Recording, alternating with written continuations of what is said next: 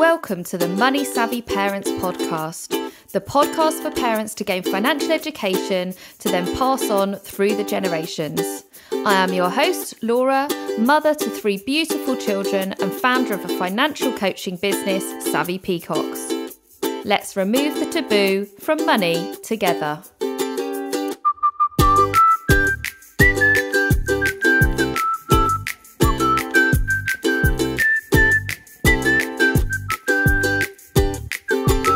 Hello, welcome back to my podcast. Great to have you with me. We are now on episode 21. Today we're going to delve into a topic that is particularly important to me. So let's listen into that question. What elements of money do we need to be sure to educate our children around? Thank you so much for asking this question in the podcast. And it's actually come from a conversation I had earlier on in the week when I was talking at a Road to Adulthood workshop for parents that have got young adults or teenagers in their lives. And what I love about this question is that all too often we focus on teaching our children around savings. That's where it all starts normally.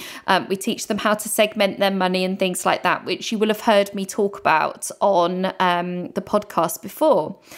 And there are a few other elements that I think are important to talk about with your children. But before I delve into them, I just want to remind you all of my money languages, my 5 money languages, which I think is the best place to start. So go back over to the website, have a look on the 5 money languages. You'll find a blog there as well as a quiz where you can go on and find out what money language you think you already speak, and then take the quiz and find out what that comes out like. And the idea is that you need to have an awareness around the relationship you have with your money. And if you're in a family, then parents and anybody else that's directly involved with the children should all do the same, because your children will be watching your relationship that you have with money, your approach towards money.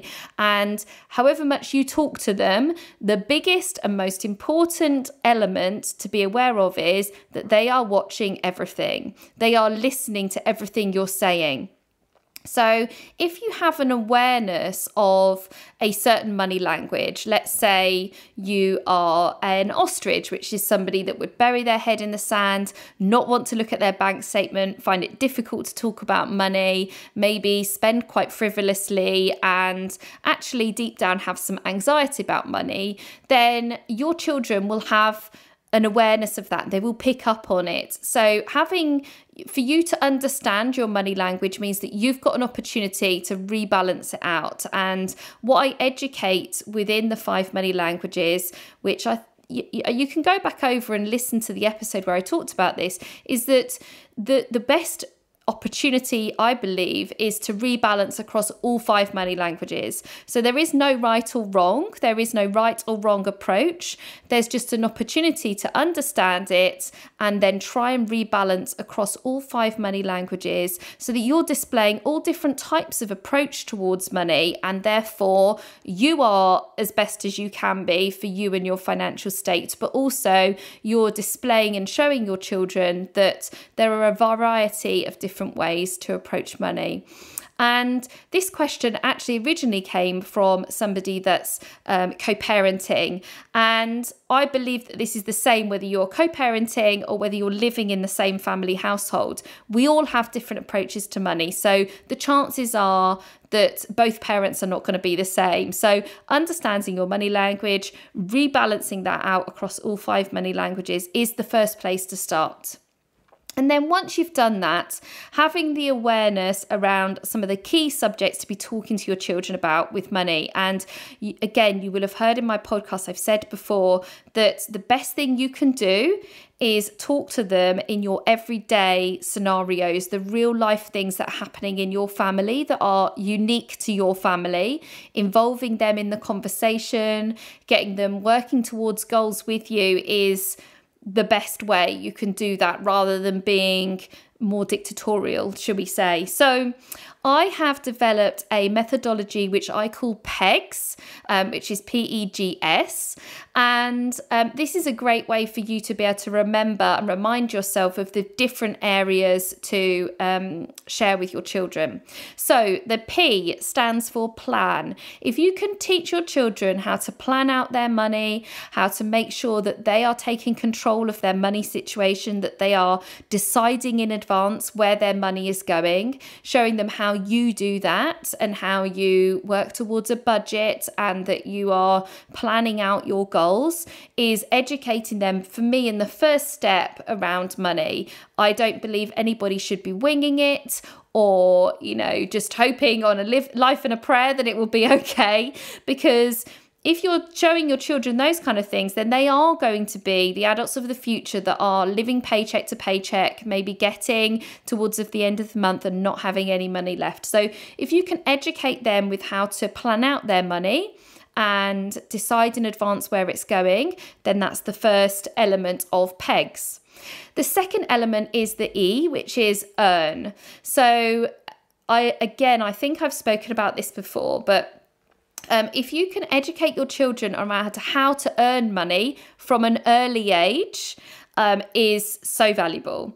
And when I say this, I don't necessarily mean sending them out to work for their first job, although I do fully endorse allowing your children to earn their own money through a paper round or working on a local market, whatever they're able to do for their age range. But also talking to them about how they can repurpose what they've already got. So they can sell any items that they've already got. They can do that in a number of ways, showing them how they can do that. In actual fact, there are a number of children that are now getting help and support from their parents to use the various different platforms available to sell things online. So either making new things to be able to sell and having a little bit of a business with it, so selling things on Etsy or on eBay, things like that, or if they wanted to resell some of their old toys, books, etc., to be able to then buy new things. So using the opportunity when they ask you for things, saying to them, okay, how are you going to pay for it? This is how much you've got in your savings accounts. This is how you've saved up for it. What else do you need to add to that? How else could you earn some money? These are some options available to you.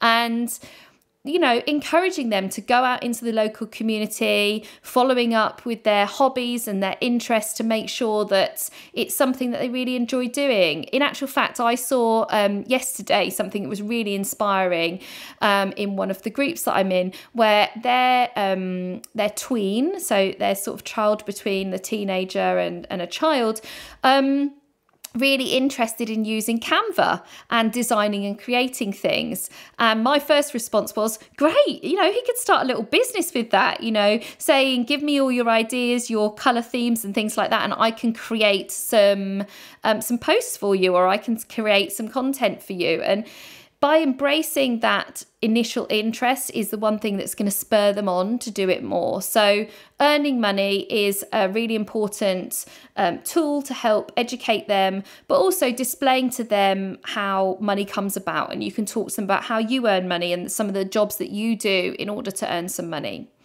The third area is the G, which is give. And this is something that gets forgotten about all the time. So giving back their own time for charity work, volunteering, helping and supporting others. Maybe they want to put a proportion of their money into giving back into charities, and it can be something that they're particularly passionate about. Is the one area that often gets missed. So for me, teaching children around how the world works with giving back and helping, supporting the people that need it, the different types of charities there are and what that means to them. Maybe get them involved in like a charity fun run or something like that, and using that as an opportunity is a great way. And then the fourth element, no big surprise, is all around savings. And I've talked about this many, many times before, but talking to your children every time they get money, what they're going to do with it and how they're going to segment it and save it is invaluable. And if you can take that step further and talk to them about investing their money for the long term and looking at how they can easily invest money through this various different apps and things, but tucking some money away for the long term and investing that in comparison to saving the money, again, is something that a lot of children don't know about, and we all know that it's not talked about in schools. So for me, it's your responsibility as their parent to educate them around these 4 elements, which I call PEGS. So plan, earn, give, save. And the only other anomaly that I will just chuck in there, which I particularly feel quite passionate about because I love doing it, is negotiating. I think if we can educate our children around how to negotiate, why that's important, it is something that if they can have success in the future, they will need to be able to have that skill. They might need to negotiate their salary or negotiate a price for something they're purchasing or renegotiate some of their bills. So again, another one a bit like giving that's always missed out and forgotten about, but doesn't form part of PEGS, but is something that I think would be great to have on your radar. So just in summary, take that methodology of PEGS and think about what areas you're not talking to your children about. Where do you need to step this up? Where do you need to delve in deeper? What things are going on within your family life that you can share with them so that it directly correlates to your lifestyle and it means something to them? We'll really make sure that message is honed down.